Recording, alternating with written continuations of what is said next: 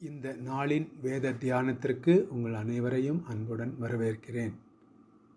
இந்த நாளுக்குரிய தலைப்பு, இயேசுவே நமது பரிகாரி. Jesus is our healer. பிரியமானவர்களே, உங்கள் அனைவருக்கும் என் அன்பின் வாழ்த்துக்கள். இன்று நம் வாழும் உலகம் அறிவியலிலும் மருத்துவத்திலும் எவ்வளவோ முன்னேறியிருக்கிறது. ஆனாலும் மனித குலத்தை வாட்டும் நோய்களும் வேதனைகளும் குறைந்தபாடில்லை.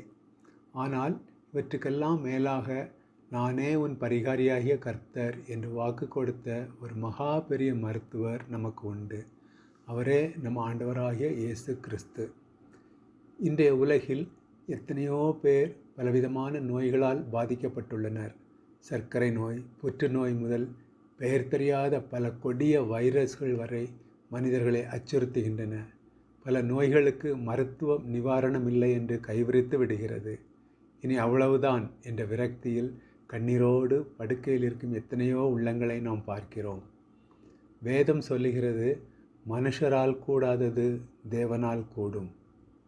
இயேசு இந்த பூமியில் வாழ்ந்தபோது அவர் சென்ற இடமெல்லாம் அற்புதங்கள் நடந்தன.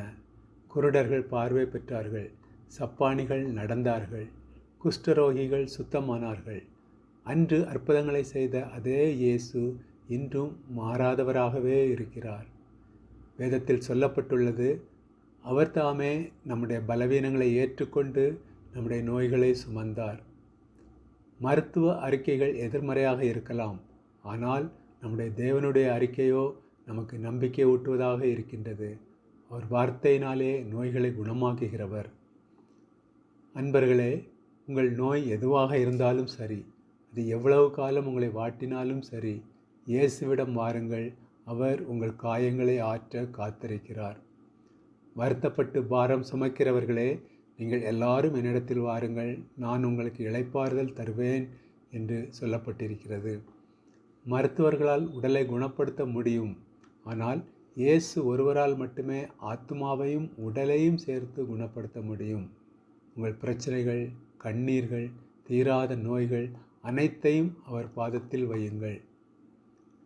முடிவாக யாத்ராகமம் 15:26 தேவன் சொல்லுகிறார், நானே உன் பரிகாரியாகிய கர்த்தர். விசுவாசத்தோடு அவரை தேடுங்கள். விசுவாசிக்கிறவனுக்கு எல்லாம் கூடும். உங்கள் வாழ்வில் ஒரு அற்புதம் நடக்க இன்று இயேசுவை உங்கள் இரட்சகராகவும் மருத்துவராகவும் ஏற்றுக்கொள்ளுங்கள். அவர் உங்களை ஆசீர்வதித்து பரிபூர்ண சுகத்தை உங்களுக்கு அளிப்பாராக. நாம் இப்பொழுது ஒரு சிறிய ஜெபம் செய்வோம்.